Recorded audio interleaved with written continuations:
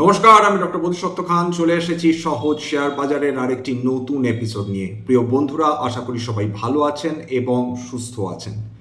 আজকের মার্কেট বিনিয়োগকারীদের তৃতীয় দিনের জন্য একটা স্বস্তি দিল বলা চলে। এর পেছনে বড় কারণ, একটি যুদ্ধ বিরতির প্রত্যাশা করছেন বিনিয়োগকারী থেকে শুরু করে ট্রেডার্সরা। আজকের ক্রুড অয়েল এবং ব্রেন্ট ক্রুডের দাম যদি খেয়াল করে দেখেন, সেটা একসময় প্রায় 2% কাছাকাছি পতন নিয়ে ট্রেড করছিল। এই যুদ্ধ বিরতি কি সত্যি সত্যি আসবে?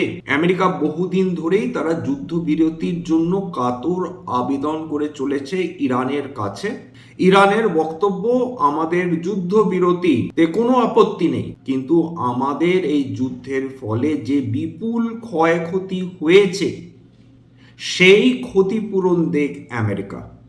আজকের যদি বিভিন্ন সেক্টর খেয়াল করে দেখেন, সব কিছুতেই আজকের উত্থান এসেছে এবং এই উত্থানকে হোপ র্যালি বলা যেতে পারে। স্বতঃস্ফূর্ত র্যালি নয়, তার কারণ কোনো পক্ষের তরফ থেকে যুদ্ধবিরতি ঘোষণা করা হয়নি। যুদ্ধের ইন্টেন্সিটি এখনো বজায় রয়েছে। ইরান একের পর এক আমেরিকান যুদ্ধ বিমানকে গুলি করে নামাচ্ছে। অন্য দিক থেকে আমেরিকাও ইরানের যে টপ নচ অফিসিয়ালস রয়েছে বা মিলিটারি জেনারেলস রয়েছে, তাদেরকে তারা পৃথিবী থেকে সরিয়ে দিচ্ছে।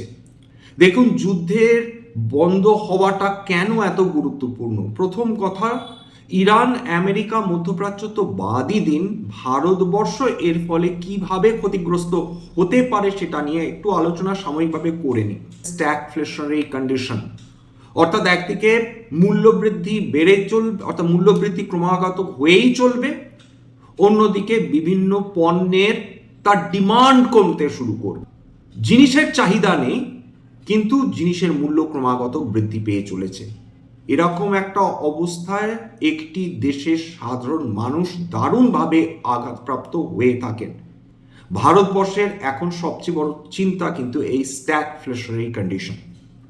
2 নম্বর, তেলের দাম এখনো অবধি, ক্রুড অয়েল বলুন, ব্রেন্ট ক্রুড বলুন, সেটা $110 প্রতি ব্যারেল ট্রেড করছে। 3 নম্বর, এমতো অবস্থায় ভারত সরকার কি পারবেন তেলের দাম, ডিজেলের দাম, গ্যাসের দাম একই লেভেলে রেখে দিতে? খুব সত্যি কথা হচ্ছে, এটা কোনো দেশের সরকারের পক্ষে সম্ভব নয় যে দিনের পর দিন যেখানে আন্তর্জাতিক বাজারে তেলের এবং গ্যাসের দাম বৃদ্ধি পেয়ে চলেছে, সেখানে ভারত সরকার ক্রমাগত তেলের দাম এবং গ্যাসের দাম একটা কনস্ট্যান্ট লেভেলে রেখে দিচ্ছেন, আনচেঞ্জ রেখে দিচ্ছেন। সেটা হতে পারে না এবং তার সরাসরি চাপ পড়ছে কিন্তু আমাদের ফরেক্স রিজার্ভের ওপর। সৌভাগ্যবশত ভারতবর্ষ বিশ্বের মধ্যে চতুর্থ এমন দেশ যার কাছে সবচেয়ে বেশি ফরেক্স রিজার্ভ রয়েছে। ফরেক্স রিজার্ভ মানে হচ্ছে বিদেশি মুদ্রা। সেটা সোনা হতে পারে, সেটা ইউয়ান হতে পারে, সেটা ডলার হতে পারে, অর্থাৎ পাউন্ড হতে পারে, পাউন্ড স্টার্লিং, বিভিন্ন ধরনের কারেন্সিজ হতে পারে। ভারতবর্ষ তার কাছে বিপুল পরিমাণ বৈদেশিক মুদ্রা রয়েছে বটে, কিন্তু এই যুদ্ধ শুরু হওয়ার পর থেকে বৈদেশিক মুদ্রার ওপর কিন্তু বড় চাপ আসতে শুরু করেছে। এই বৈদেশিক মুদ্রা ভান্ডার কার কাছে কি রকম রয়েছে? সবচেয়ে বেশি তার বৈদেশিক মুদ্রা রয়েছে সেটা হচ্ছে চায়না। তার কাছে $3,682 বিলিয়ন বৈদেশিক মুদ্রা রয়েছে, অর্থাৎ $3.68 ট্রিলিয়ন। জাপানের কাছে রয়েছে $1,278 বিলিয়ন, সুইজারল্যান্ডের কাছে রয়েছে $927 বিলিয়ন, ভারতবর্ষের কাছে রয়েছে $662 বিলিয়ন এবং রাশিয়ার কাছে রয়েছে $616 বিলিয়ন। আমেরিকার কাছে, ইউনাইটেড কিংডমের কাছে কত তাদের এই বিদেশি মুদ্রা রয়েছে? $240 বিলিয়ন কাছাকাছি, যেটা বিশ্বের প্রথম 10টা দেশের ধারে কাছে আসে না। এই তথ্য কোথা থেকে নিয়েছি? ইন্টারন্যাশনাল মনিটারি ফান্ড এবং তাইওয়ানের সেন্ট্রাল ব্যাংকের কাছ থেকে। ইনফ্লেশনারি কন্ডিশন সেটা আসতে বাধ্য যদি তেলের দাম আর সামনের কয়েকদিনের মধ্যে বৃদ্ধি বন্ধ না হয় বা গ্যাসের দাম বৃদ্ধি বন্ধ না হয়। ফর্মার যিনি চিফ ইকোনমিক অ্যাডভাইজার ছিলেন ভারতবর্ষের, অরবিন্দ সুব্রমণিয়াম, তিনি বলছেন যে এটা যদি আরো কয়েকদিন চলে তাহলে ইনফ্লেশন ভারতবর্ষে মূল্যবৃদ্ধি 1.5% অবধি বৃদ্ধি পেতে পারে। গ্যাস যে আমাদের কি পরিমাণ ক্ষতি করে চলেছে সেটা বিভিন্ন রেস্টুরেন্ট দেখুন, বিভিন্ন হোটেল দেখুন, লিকুইফাইড ন্যাচারাল গ্যাস, বিভিন্ন সেক্টর ক্ষতিগ্রস্ত হচ্ছে, বিভিন্ন সেক্টর, স্টিল থেকে শুরু করে, ফার্টিলাইজার থেকে শুরু করে, অটো থেকে শুরু করে, সেরামিক্স থেকে শুরু করে সমস্ত সেক্টরগুলো ক্রমাগত ক্ষতিগ্রস্ত হয়ে চলেছে। এলএনজি কিছু কিছু কার্গো আসছে বটে, কিন্তু পরিস্থিতি স্বাভাবিক হয়েছে কি? উত্তর হচ্ছে না। স্ট্রেট অফ হরমুজ দিয়ে আমাদের কার্গোগুলো আসছে বটে, কিন্তু ফুল ফ্লেজেড যে এলএনজি কারগুলো আমরা পেয়ে থাকি সেটা পাওয়া সম্ভব হচ্ছে না। একটা ইন্টারেস্টিং তথ্য জানিয়ে রাখি, ভারতবর্ষ আবার ইরানের কাছ থেকে তেল কেনা শুরু করে দিয়েছে। ইরানের কয়েকটি কার্গো ভারতবর্ষে অলরেডি এসে উপস্থিত হয়েছে। জিনিসপত্রের দাম সেটা কিভাবে স্টেবল থাকবে যদি এই ধরনের ক্রাইসিস তৈরি হয়? তার কারণ ক্রুড অয়েল বলে, অর্থাৎ অপরিশোধিত জ্বালানি তেল, সেটা কেবলমাত্র আমরা একটা প্রোডাক্ট হিসাবে দেখছি। সত্যি কি তাই? 1 লিটার ক্রুড অয়েল থেকে ক ধরনের প্রোডাক্ট তৈরি হয়?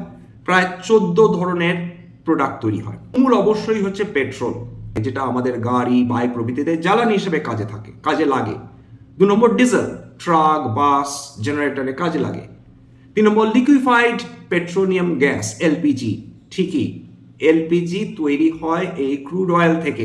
এছাড়া কেরোসিন।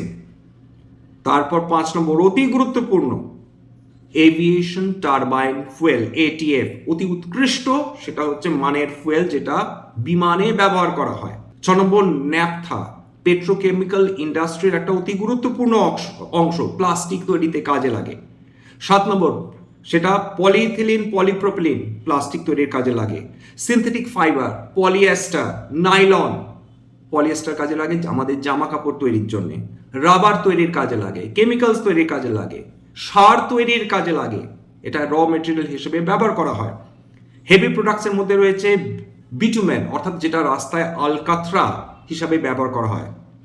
লুব্রিকেটিং অয়েল, বিভিন্ন যে আমাদের গাড়ির ইঞ্জিনে আমরা লুব্রিকেটিং অয়েল ঢালি।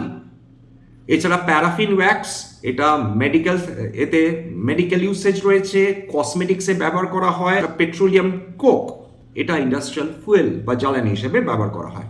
তার মানে বুঝতে পারছেন যে এই ফুয়েল অর্থাৎ ক্রুড অয়েল আমাদের ইকোনমির একটা মেরুদণ্ড হিসাবে ধরা যেতে পারে। রিজার্ভ ব্যাংকের মনিটারি পলিসি কমিটির মিটিং আজ থেকে শুরু হয়ে গিয়েছে, 3 দিন চলবে। অর্থাৎ আমরা বুধবার রিজার্ভ ব্যাংক অফ ইন্ডিয়ার আমরা এই সিদ্ধান্তটা জানতে পারবো যে তারা রেপো রেট অপরিবর্তিত রাখছেন নাকি বৃদ্ধি করছেন। কমানোর সম্ভাবনা নেই বললেই চলে, সেটা আপনারা বুঝতে পেরে গিয়েছেন। ইনফ্লেশন কম থাকলে তখন রিজার্ভ ব্যাংক অফ ইন্ডিয়া তারা এই যে ঋণ নেওয়া হয় তার উপর সুদের হার কমালেও কমাতে পারেন। বর্তমানে যে অবস্থা তৈরি হচ্ছে সেখানে রিজার্ভ ব্যাংক অফ ইন্ডিয়া কোনোভাবেই তারা রেপো রেট কমাবার পথে হাঁটবেন এমনটি সম্ভব নয়। তার উপর কিন্তু ভারতীয় শেয়ার বাজার, বিশেষ করে যেগুলো ফিনান্সিয়ালস এবং রেট সেন্সিটিভ সেক্টরস, এই সিদ্ধান্তের উপর কিন্তু অনেকখানি ডিপেন্ডেন্ট থাকবে। আজকের দিনে সমস্ত ব্যাংক, সেটা পিএসইউ বলুন, সেটা প্রাইভেট ব্যাংক বলুন, সবাই র্যালি করেছে। আজকের দিনটা ব্যতিক্রম হিসেবে আমরা ধরছি। জানেন কি, কেবলমাত্র 2026-এ ভারতের নিফটি ভেক্স কত পার্সেন্ট বৃদ্ধি পেয়েছে? লাস্ট ডেটে পাওয়া অব্দি 178.84% ভোলেটিলিটি বৃদ্ধি পেয়েছে কেবলমাত্র 2026-এ। কি পরিমাণ দোদুল্যমানতা চলছে ভারতীয় শেয়ার বাজারে, জাস্ট কল্পনা করে দেখুন। এর ফলে না বিনিয়োগকারীরা, না ট্রেডাররা, তাদের পক্ষে মোটেই কাজটা সহজ হচ্ছে না। রিলায়েন্স ইন্ডাস্ট্রিজ আজকে 4%-এর উপর পতন এসছে, 4%। এবং রিলায়েন্স ইন্ডাস্ট্রিজ বিগত কয়েকদিনে প্রায় 8%-এর বেশি পতন দেখেছে। হঠাৎ কি হলো? যেখানে গোটা শেয়ার বাজারে সমস্ত সেক্টরে আজকে দারুণ উত্থান, সেখানে রিলায়েন্স ইন্ডাস্ট্রিজ এরকম দুর্বলতা কেন দেখিয়ে চলেছে? সামনে তো তাদের জিও আইপিও আসার কথা। এই রিলায়েন্স ইন্ডাস্ট্রিজের বড় পতনের পেছনে ভারত সরকারের একটি গুরুত্বপূর্ণ ভূমিকা রয়েছে। রিলায়েন্স ইন্ডাস্ট্রিজ তারা ক্রুড অয়েল বিভিন্ন সোর্স থেকে কেনে, বিভিন্ন দেশ থেকে কেনে, তার মধ্যে রাশিয়াও রয়েছে। কিনে তারা সেটাকে শোধন করে, ফ্র্যাকশনাল ডিস্টিলেশন বলা হয়। সেই তেল শোধন করে তারা বিশ্বের বিভিন্ন দেশকে বিক্রি করে। এর মধ্যে এয়ার টারবাইন ফুয়েল রয়েছে, এর মধ্যে পেট্রোল রয়েছে, এর মধ্যে ডিজেল রয়েছে। গভর্নমেন্ট বলেছে রিলায়েন্স ইন্ডাস্ট্রিজকে তোমরা বিদেশে তেল বিক্রি করতে চাইছো এরকম ক্রাইসিসের সময়, করো, আমাদের কোনো আপত্তি নেই, কিন্তু এর জন্য তোমাদের অতিরিক্ত টাকা কর হিসাবে ভারত সরকারকে দিতে হবে। কারণ এখন আমাদের পেট্রোলের ক্রাইসিস রয়েছে, ডিজেলের ক্রাইসিস রয়েছে। এটা যদি করতে চাও তাহলে তোমাদের এয়ার টারবাইন ফুয়েলে প্রত্যেক লিটারে অতিরিক্ত 29 টাকা 50 পয়সা করে দিতে হবে, এবং ডিজেলের ক্ষেত্রে অতিরিক্ত প্রতি লিটারে 21 টাকা 50 পয়সা করে দিতে হবে যদি তোমরা বিদেশে এই তেল বিক্রি করো। তো এরপরেই রিলায়েন্স ইন্ডাস্ট্রিজের শেয়ারে লিটারালি দারুণ কারেকশন হওয়া শুরু হয়েছে। রিলায়েন্স ইন্ডাস্ট্রিজ সব দিক থেকে তারা ধাক্কা খাচ্ছে। প্রথম কথা, রিলায়েন্স ইন্ডাস্ট্রিজ একই সঙ্গে আপস্ট্রিম কোম্পানি এবং একই সঙ্গে ডাউনস্ট্রিম কোম্পানি। কেন? রিলায়েন্স ইন্ডাস্ট্রিজের নিজস্ব তেল ভান্ডার রয়েছে, সেখান থেকে তেল উত্তোলন করে, সেখান থেকে লাভ হচ্ছে। সেখানে সরকার আবার গিয়ে বলেছে তোমরা অতিরিক্ত লাভ করছো এই তেল উত্তোলন করতে গিয়ে। কাঁচা তেলের দাম বিলক্ষণ বৃদ্ধি পেয়েছে, $60 থেকে $100, $110 পৌঁছে গিয়েছে। এই যে উইন্ডফল গেনটা করছো এর উপর তোমরা অতিরিক্ত ট্যাক্স দাও। এর ফলে রিলায়েন্স ইন্ডাস্ট্রিজ ক্ষতিগ্রস্ত হলো, কারণ সরকার তাদের কাছ থেকে অতিরিক্ত ট্যাক্স নিচ্ছে, 1 নম্বর। 2 নম্বর, তারা বিদেশে অতিরিক্ত প্রফিটে তারা তেল বিক্রি করতে পারছে না, অর্থাৎ ইউরোপীয় দেশগুলোকে, সেখানে তাদের প্রফিটেবিলিটিতে ক্ষতি আসছে। এইবার 3 নম্বর, অতিরিক্ত প্রফিটেবিলিটির প্রশ্ন আসছে না, বিশেষ করে তাদের রিফাইন্ড প্রোডাক্টসে। কারণ অলরেডি যদি ক্রুড অয়েলের দাম এহেনও বৃদ্ধি পেয়ে যায় এবং তারা যদি তেলের দাম বৃদ্ধি না করতে পারে, অর্থাৎ বিভিন্ন রিফাইন্ড প্রোডাক্টসে, খুব স্বাভাবিকভাবে তাদের ক্ষতি হওয়ার সম্ভাবনাই বেশি। অর্থাৎ রিলায়েন্স 3 দিক থেকে তারা ধাক্কা খাচ্ছে এবং রিলায়েন্স ইন্ডাস্ট্রিজে আপনারা ক্রমাগত দেখছেন যে শেয়ারের দাম পড়ে চলেছে। আজকের বাজার উঠলো কেন? প্রথমেই বলে দিয়েছি, দেখুন, ইউনাইটেড স্টেটস ইরানের মধ্যে যুদ্ধবিরতি হওয়ার সম্ভাবনা রয়েছে বলে বিশেষজ্ঞরা মনে করছেন এবং বিনিয়োগকারীরা মনে করছেন, ট্রেডাররা মনে করছেন। নইলে পরপর 3 দিন আমরা যে উত্থান দেখলাম ভারতীয় শেয়ার বাজারে, এরকম জটিল যুদ্ধকালীন পরিস্থিতিতে সেটা সম্ভব নয়। 1। 2 নম্বর, টাকার দাম, সেটা টাকা আরো শক্তিশালী হয়েছে ডলারের তুলনায়। আজকের দিনও ডলার টাকার তুলনায় পতন দেখেছে। 3 নম্বর, ব্যাংকিং শেয়ারগুলোতে দারুণ উত্থান হয়েছে। এই ব্যাংকিং শেয়ারগুলো এমনভাবে পতন দেখছিল গোটা বছর ধরে, সেখানে হয়তো বা মানুষের মনে হয়েছে যে এই বিভিন্ন যে কোম্পানিগুলোতে পতন এসেছে, অর্থাৎ ব্যাংকিং, সেগুলো হয়তো বা ফেয়ার ভ্যালুতে পাওয়া যাচ্ছে। সেটা প্রাইভেট ব্যাংক বলুন বা পিএসইউ বলুন, পিএসইউ ব্যাংক, সেটা একসময় প্রায় 2% উপর উত্থান নিয়ে ট্রেড করছে। ডিফেন্স আজকের উত্থান দেখেছে স্বাভাবিকভাবে, বাজার যদি স্বাভাবিকভাবে চাঙ্গা থাকে, ডিফেন্স স্টকও আজকে চাঙ্গা হয়েছে, 1.5% উপর উত্থান। নিফটি ক্যাপিটাল মার্কেট স্টক সবচেয়ে বেশি দৌড়েছে, প্রায় 3% কাছাকাছি উত্থান। নিফটি অটো যদিও এখনো তারা তেমন ভরসা দেখাতে পারছে না, ভীষণ কশাসলি একটা অপটিমিজম দেখাচ্ছে, 0.94%। নিফটি আইটি গোটা যুদ্ধের সময় ধরেই তারা একটু রেজিলিয়েন্স দেখিয়েছে, এখন ডিফেন্সিভ একটা সেক্টর হিসেবে কাজ করছে, 0.62% উত্থান আজকে। তার কারণ ফরেক্স গেন হওয়ার সম্ভাবনাটাই তাদের বেশি। কেন? কারণ ডলার এই বিগত 3 মাসে দারুণভাবে অ্যাপ্রিসিয়েট করেছে এবং যতগুলো এক্সপোর্টমুখী কোম্পানি রয়েছে যারা বিদেশে বিপুল পরিমাণ তাদের প্রোডাক্টস এক্সপোর্ট করে থাকে, তাদের লাভ বাড়ার সম্ভাবনাই বেশি। মনে রাখবেন যে টাকা যত দুর্বল হবে, টাকা দুর্বল হলে আমাদের ইন্টারনাল ইকোনমি ডেফিনেটলি ক্ষতিগ্রস্ত হয়, কিন্তু আমাদের এক্সপোর্টসগুলো অনেক বেশি কম্পিটিটিভ হয়ে ওঠে।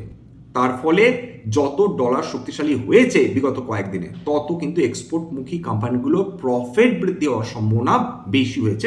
নিফটি মেটাল আজকের 1.2% উত্থান, নিফটি রিয়েলটি 2%-এর উপর। যদি মানুষের ইনকাম না বাড়ে তাহলে নিফটি রিয়েলটিতে উত্থান আসা ডিফিকাল্ট। কারণ মানুষ গৃহ তখনই ক্রয় করে যখন তাদের একটা সাফিসিয়েন্ট রোজগার থাকে, একটা নিয়মিত রোজগার থাকে, ইনফ্লেশন সেটা কন্ট্রোলের মধ্যে থাকে। বর্তমান পরিস্থিতিতে যেখানে ইনফ্লেশন হাত থেকে বেরিয়ে যেতে পারে, যেখানে মানুষের ক্রয় করার ক্ষমতা কমে যেতে পারে, রোজগার কমে যেতে পারে, এরকম আশঙ্কা রয়েছে, সেখানে নিফটি রিয়েলটির পক্ষে বা রিয়েলটির যে সেক্টর রয়েছে সেটা কি দারুণভাবে র্যালি করা সম্ভব? এই প্রশ্ন আমাদের নিজেদেরই করতে হবে। জুয়েলারি স্টকসগুলো দারুণ র্যালি করেছে। কল্যাণ জুয়েলার্স প্রায় 6.5%-এর ওপর, পিসি জুয়েলার্স প্রায় 3.5%, রাজেশ এক্সপোর্টস 5%, সেনকো গোল্ড পশ্চিমবঙ্গের কোম্পানি 14% উত্থানে নিয়ে ট্রেড করছিল। টাইটান সেটা প্রায় 3.5% উত্থান নিয়ে ট্রেড করছিল। সোনার দাম আজকে হালকা বৃদ্ধি হয়েছে 8%, রূপো প্রায় 1% বৃদ্ধি নিয়ে ট্রেড করছিল। ক্যাপিটাল মার্কেট স্টকস না, এটা একটা বিশাল ইউনিভার্স, ব্রহ্মাণ্ড বলা যেতে পারে। এর মধ্যে কি আছে খেয়াল করে দেখুন, অ্যাসেট ম্যানেজমেন্ট কোম্পানি রয়েছে, wealth management company, stock exchanges রয়েছে যেমন পিএসসি লিমিটেড, কমোডিটি এক্সচেঞ্জেস রয়েছে যেমন এমসিএক্স ইন্ডিয়া, এনার্জি এক্সচেঞ্জেস রয়েছে যেমন ইন্ডিয়ান এনার্জি এক্সচেঞ্জ, ডিপোজিটরি রয়েছে যেমন সিডিএসএল, ফিনান্সিয়াল টেকনোলজি কোম্পানিজ রয়েছে।